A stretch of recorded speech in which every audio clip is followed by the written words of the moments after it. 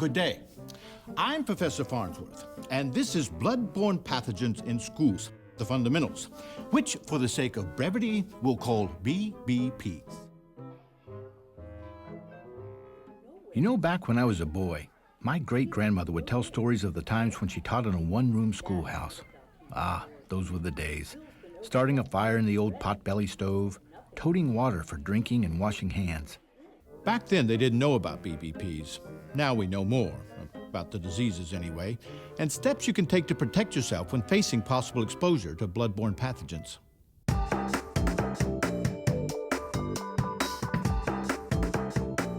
Here we have a representative BBP.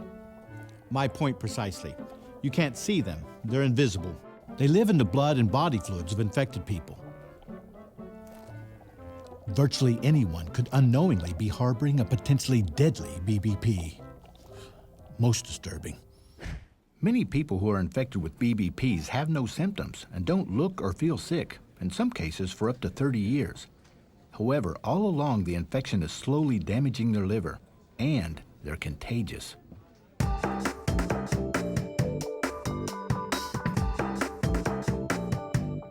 The three most common BBPs are hepatitis B, called HBV, hepatitis C, called HCV, and human immunodeficiency virus, or HIV.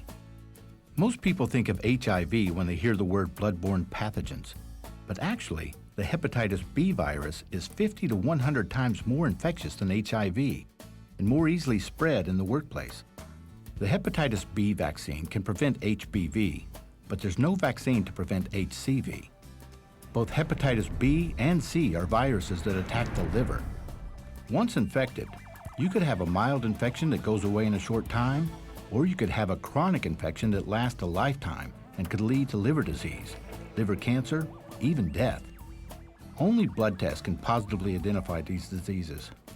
If you do have symptoms, they're mild and flu-like: nausea, fatigue, loss of appetite, fever, headaches, and abdominal pain.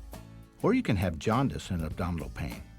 Human immunodeficiency virus, or HIV, the virus that causes AIDS, attacks a person's immune system.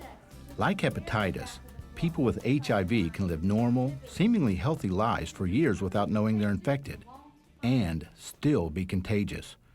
But when the immune system breaks down, they develop AIDS. There's no vaccine for AIDS and no cure.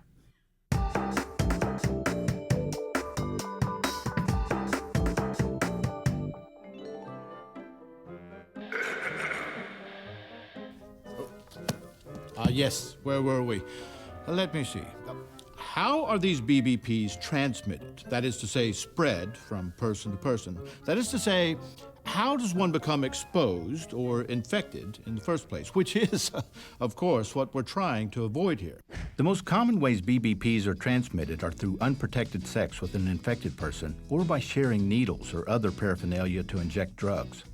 Infected mothers can also pass a virus to their newborn children. In a school environment, BBPs are more likely to spread when you touch something like a countertop contaminated with blood or body fluids, and then touch the mucous membranes of your eyes, nose, or mouth.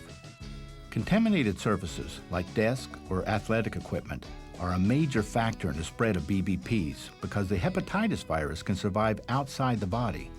HBV can survive on surfaces and equipment for at least a week. The hepatitis C virus can survive outside the body on environmental surfaces for at least 16 hours, but no longer than 4 days. During that time, the virus can still cause infection if it enters your bloodstream. BBPs can also spread when you injure yourself on a needle or sharp object that's contaminated with blood or body fluids, anything that can pierce your skin. Or if you touch a contaminated object, pathogens can enter your bloodstream through an opening in your skin. Cuts, razor nicks, dermatitis, acne, or even openings you can't see.